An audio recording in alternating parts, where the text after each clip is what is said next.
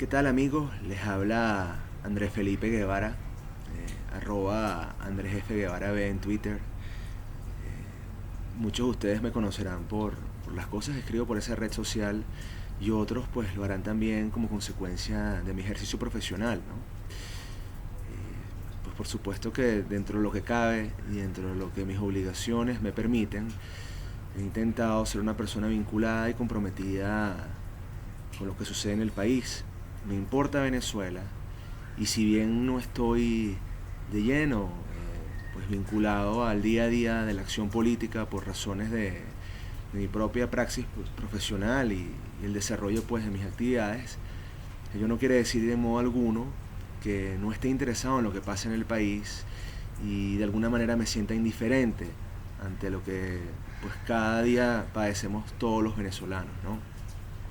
Ojalá, y albergo la convicción de que será así, en algún punto de la historia pueda aportar al país, no solo en el campo del derecho y la economía, que es en el cual yo me desempeño en estos momentos, ¿no? Sino también pueda de alguna manera contribuir a la acción política de una manera mucho más concreta y mucho más, si se quiere, específica, y no simplemente pues escribiendo y opinando, como ha sido pues mi labor en este momento, dadas las circunstancias, ¿no? Sin embargo, no con poca preocupación, a veces observo el desmedro con el cual muchas personas se expresan de nosotros, los tuiteros, porque precisamente como consecuencia de la propia censura y la autocensura que impera en el país, muchas veces las ideas que nos acompañan pues son totalmente dejadas a un lado y no son escuchadas. No es ningún secreto que soy una persona que difunde y comparte las ideas próximas al liberalismo, a lo que pudiéramos englobar como la cultura liberal, y que dentro de la historia venezolana esas ideas liberales pues han sido demonizadas y de alguna manera totalmente pues dejadas a un lado por la palestra pública, ¿no? Quienes sigan el acontecer político venezolano sabrán, palabras más, palabras menos, que es indudable la mayoría imperante de ideas socialistas en nuestra política diaria, no solo en el lado del gobierno o el régimen, como ustedes quieran llamarlo, sino también dentro de la oposición. Y esto es algo sumamente preocupante. Preocupante porque quienes creemos en el liberalismo como forma de interacción política, como forma de convivencia humana, pues por supuesto notamos con muchísima preocupación que ese no es el camino que necesita Venezuela para alcanzar la modernidad y por supuesto el desarrollo y superar la pobreza y todos los males que nuestro país tiene hoy día. Digo todo esto como consecuencia de lo que ha sucedido recientemente el día 12 de noviembre dentro del llamado diálogo entre la oposición y el gobierno, ¿no? De alguna manera, y no es un secreto, es totalmente público, el día 12 de noviembre el Vaticano, o los funcionarios, los oficiales del Vaticano enviados al país, pues leyeron un comunicado conjunto en el cual de alguna manera se establecía una hoja de ruta a través de la cual, valga la redundancia, se establecían los puntos a discutir, o para ser más precisos, los temas. Eran 4 mesas temáticas, si mal no recuerdo, las que se desarrollaron, y los resultados de ese intercambio que hubo. Nosotros hemos sido muy críticos con la unidad, nunca en tono destructivo. Creemos más allá, como dicen algunos seguidores, no somos venenosos. Nos preocupa que fundamentalmente las ideas que subyacen en la unidad son de corte socialista. Socialistas, estatistas, intervencionistas, no proclives hacia la creación de una sociedad libre. Esa es nuestra preocupación, no el hecho de que esté Henry Ramos, Henry Falcón, Enrique Capriles. Esos no son nuestros puntos de discordancia, más allá del cuestionamiento moral que se puede hacer sobre los personajes. Lo que a nosotros realmente nos preocupa es lo que subyace detrás de sus ideas y sus proposiciones. Digo todo esto a raíz de, en esencia, los resultados de ese comunicado que se emite ayer el 12 de noviembre. Voy a hacer énfasis en 3 puntos que quisiera discutir, o al menos proponer a través de acá, y lo hago por la sencilla razón de que, como les digo, la censura no es para nada dócil con nosotros, estamos vetados en los medios de comunicación tradicionales. El gobierno, por supuesto, no nos va a hacer caso, y la oposición, pues simplemente la cultura liberal la rechaza, y no solo la rechaza, es que ni siquiera tiene la humildad de respetarnos como minoría. O sea, al menos en una democracia normal, tú como minoría tienes el derecho a ser escuchado y intercambiar tus ideas entre un debate sano. Pero somos totalmente puestos de soslayo. Yo de todos modos estoy convencido y albergo esa convicción de que en algún momento habrá una sociedad libre, y estas ideas que nosotros difundimos serán las imperantes y, pues, por supuesto, serán las que lograrán que Venezuela avance hacia la modernidad.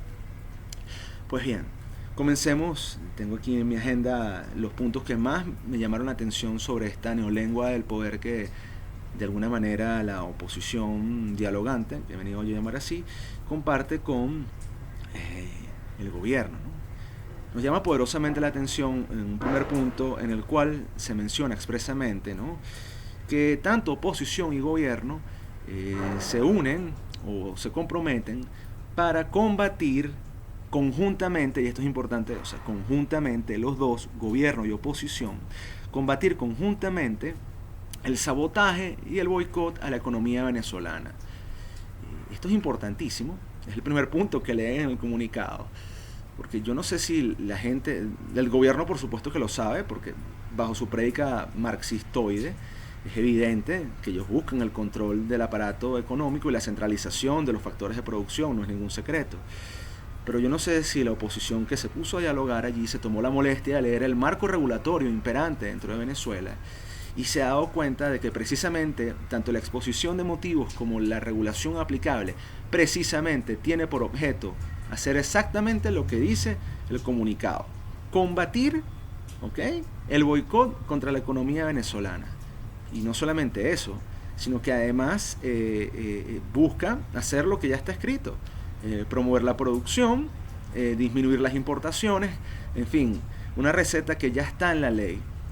Entonces, es obvio que es producto del marco regulatorio que existe, que es un marco regulatorio socialista, intervencionista, ajeno por completo a las leyes fundamentales de la economía, no ya, digamos, una economía de libre mercado, que es lo que tal vez nosotros desearíamos, no.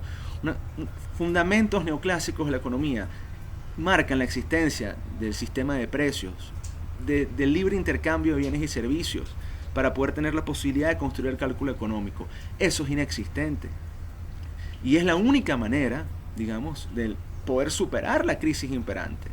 Entonces, más allá del vacío retórico, lo que debió haberse hecho desde nuestra postura es fomentar las bases para eliminar el control de cambios, eliminar el control de precios, de forma tal que exista un marco para poder intercambiar libremente como agentes económicos nuestra vida y nuestro desarrollo social. De lo contrario, pues estamos condenados a la perdición. Pareciera que la propia oposición reconoce la existencia de un boicot y con ello se hace de alguna manera cómplice de la retórica y la prédica que precisamente ha venido desarrollando el gobierno en contra de la economía venezolana. Entonces, ¿son acaso los empresarios los que son responsables de lo que está pasando en el país?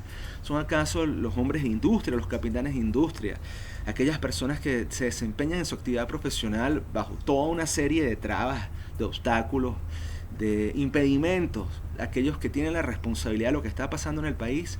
O por el contrario, pudiéramos arguir y argumentar que lo que sucede dentro de Venezuela es consecuencia directa de las expropiaciones, del irrespeto a la propiedad privada, de la falta de seguridad jurídica, del desprecio hacia el Estado de Derecho, de la igualdad ante la ley, de la inseguridad jurídica, de la destrucción a los tratados de inversión, a la protección de la inversión internacional, a la discriminación de la inversión extranjera, a las leyes totalmente rígidas en cuanto a contratación en materia laboral, al incumplimiento del entendimiento entre lo que es el empresariado, entre lo que es el gobierno por una parte y los propios trabajadores, ese intercambio que tiene que darse allí. Eso es inexistente, eso no existe.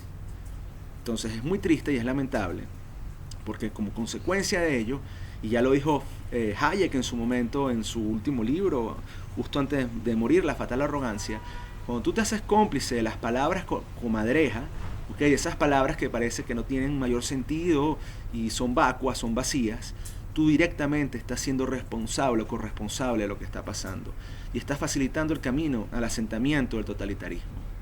Es preocupante, es lamentable, pero sin duda alguna se notan las costuras del socialismo y las costuras de esa izquierda, de alguna manera, izquierda entre comillas, quiero decir, porque yo no creo en esas divisiones pacatas entre izquierda y derecha, creo en la libertad, la existencia de la libertad, la preponderancia de la libertad frente a la existencia de una sociedad en la cual el Estado prevalece como rector de la vida humana.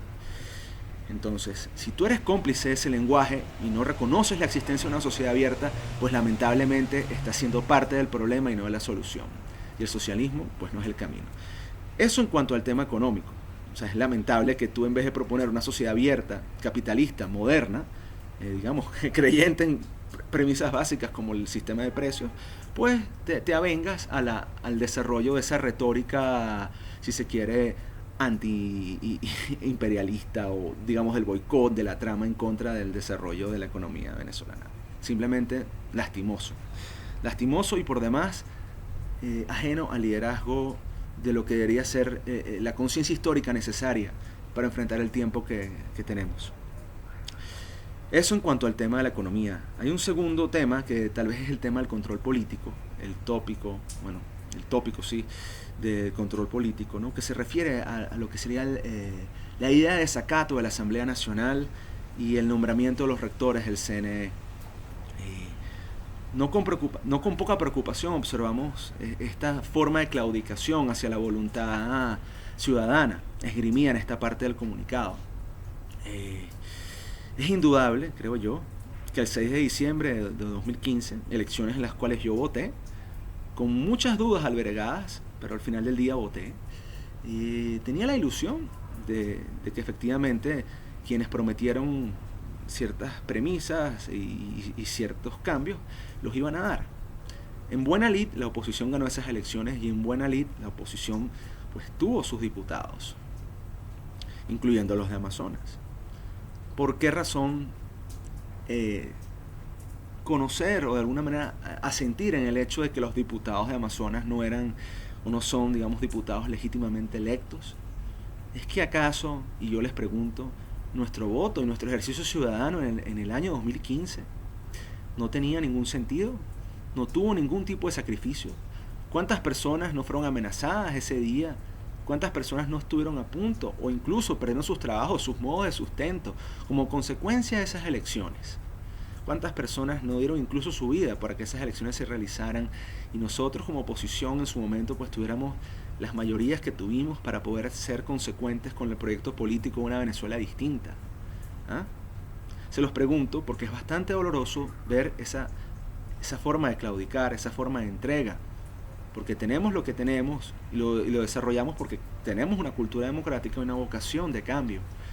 Entonces, nuevamente, es incomprensible para el ciudadano medio ver cómo se conculca, se prohíbe, se extirpa el derecho ciudadano de participación a través de esto.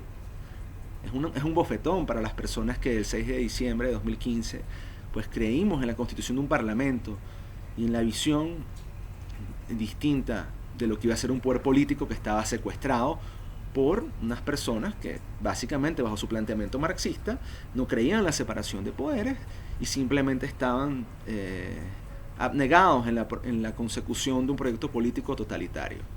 Es incomprensible. Pues por supuesto quería respetarse la existencia de los 112 diputados existentes a partir del 6 de diciembre de 2015, porque de no hacerlo, teleológicamente se le está abriendo la puerta dialéctica al gobierno de decir, ¿por qué no? Tú también desconoces el resultado del 6 de diciembre por completo y procedes básicamente a hacer tabla rasa con todo lo que es la asamblea. ¿Por qué no? Estás sentando de alguna manera las bases teleológicas para ella. Otro tema de reflexión. Y en cuanto al electorado, la elección de la asamblea, me disculpo, el nombramiento de los rectores del Consejo Nacional Electoral, yo no sé qué parte de la Constitución no se entiende de que no es que tienes que nombrar 2 rectores o 3 o 4, tienes que nombrarlos todos, la totalidad. La Constitución no es una hoja de papel, eso lo decía el abate Sieyès, ¿no? En su momento. Y creo que tú tienes que entender de alguna manera, o se tiene que entender de alguna manera el hecho de que inobjetablemente la Constitución necesita necesariamente de eso que los estadounidenses llaman el enforcement del rule of law, ¿okay? El cumplimiento del Estado de Derecho. De lo contrario, pues mira, o sea, tú no tienes que estar negociando cosas que constitucionalmente son derechos tuyos como asamblea. Es hora que te yergas con un poder y nosotros como ciudadanos lo que vemos. O sea, ¿por qué razón tú estás de alguna manera menospreciando el desarrollo de tu propia valía como poder público? La verdad que no tengo respuestas para ello. Y mucho me preocupa, porque es una forma de claudicación intelectual. Hay un tercer tema que quiero destacar, que era o se relaciona con el tema soberano. Yo quisiera saber hasta qué punto la oposición política tiene algún tipo de relación o de correlación o de inherencia, o injerencia, mejor dicho, perdón, con el tema de la Guyana Esequiba. No hay que ser experto en derecho internacional para saber, con un simple repaso de lo que ha sucedido dentro del país, cómo el gobierno venezolano, con el presidente fallecido, Hugo Chávez vivo, se dedicó de manera repetida y reiterada a desconocer de forma absoluta cualquier tipo de claim, ¿cómo decirlo?, de reclamo o de pretensión que tuviera Venezuela sobre los territorios de la Guyana Esequiba. Ciertamente es un tema arduo, es un tema complejo dentro de nuestra historia del derecho internacional, sin embargo, es otro bofetón, es otra mascarada más, porque el gobierno venezolano es el único y absoluto responsable, con la complicidad, por supuesto, de nuestro... complicidad y aquiescencia, reconocimiento tácito de nuestras fuerzas de orden público, fuerzas armadas y fuerzas de orden coactivo, que nuestro gobierno, en su momento, nuestro régimen, como lo quiera ver, haya de alguna manera inobjetable desconocido cualquier tipo de reconocimiento de la Guyana Esequiba. La oposición no tiene ningún tipo de responsabilidad en ello, y no entiendo por qué quiere compartir desde el punto de vista semántico una responsabilidad en cuanto a la existencia de cualquier tipo de relación con este punto, ¿no? Es absolutamente despreciable porque no se le ve pies ni cabeza. Dicho esto, pues quisiera, o dejo este video a la posteridad, porque pienso que es importante que voces como la mía, que simplemente soy un ciudadano, no más, y que de paso estoy asumiendo un enorme riesgo al hacer esto, porque tal y como están las cosas en este país, tal y como están las cosas dentro de nuestra querida Venezuela, pues lamentablemente todos, por expresar nuestra opinión, estamos sujetos a un enorme riesgo, ¿no? Un enorme riesgo de persecución, un enorme riesgo de encarcelamiento, siempre y cuando, y por cosas insospechadas. Pero al final del día también tenemos nuestro deber y nuestro derecho de expresarnos, siempre en el marco del respeto. Y puesto que aquí la capacidad de debate se ha perdido, o al menos dentro de nuestras propias filas opositoras pareciera que no hay cabida más allá del chantaje ideológico de la unidad a voces distintas, pues nosotros creemos en la alternativa de plantear una sociedad libre, moderna, bajo otras directrices. Y no podemos permanecer callados e indignados ante lo que sucede, porque en verdad el país nos duele y nos importa. Queremos otra Venezuela, y queremos cambiarla, queremos cambiar el país. Nadie quiere exilarse, nadie quiere de alguna manera huir de aquí, porque al final del día pues crecimos aquí, somos parte de esto. Creo que todos quienes vean este video comparten esa premisa y saben perfectamente que además, cuando tú lees y estudias los temas, sabes que el cambio es posible, que si planteas una política pública de forma consistente hacia otros parámetros, pues indudablemente podemos hacer que el país cambie, y cambie para bien. Y de allí tal vez nuestro clamor, porque ya que estamos vetados del mainstream, de la opinión pública, pues al menos hacemos el mejor esfuerzo para que a través de estas redes no tradicionales nuestra voz llegue y nuestro mensaje pues pueda ser difundido. Ojalá y así sea, porque nuestro mejor deseo y nuestro más alto deseo es que las cosas sean distintas. No queremos ver más gente muerta, no queremos más violencia, no queremos más personas víctimas de inanición, de podredumbre, en fin, súbditas de una serie de circunstancias que atentan contra la dignidad humana. No queremos eso. Queremos un país en el cual las personas puedan florecer según sus sueños, sus expectativas individuales y sus propios deseos, y que de alguna manera impere la paz y que inobjetablemente podamos ser pues libres. Esa es la palabra más importante tal vez en este momento. Libres de decidir qué hacer y libres de decidir hacia dónde vamos. Muchísimas gracias por su tiempo, ¿no? Y lamento importunarlos si esto les pareció excesivamente largo, pues, ¿no? Recuerden que si les interesa mi opinión, pues pueden seguirme en Twitter, @AndresFGuevaraB. También tengo mi blog, Venezuelan Compass, y como parte de investigador pues, del Centro de Divulgación del Conocimiento Económico para la Libertad, se dice, y como profesor en distintas instituciones dentro del país, pues por supuesto que estoy más que interesado en seguir contribuyendo a lo que suceda dentro de nuestra nación. Muchísimas gracias.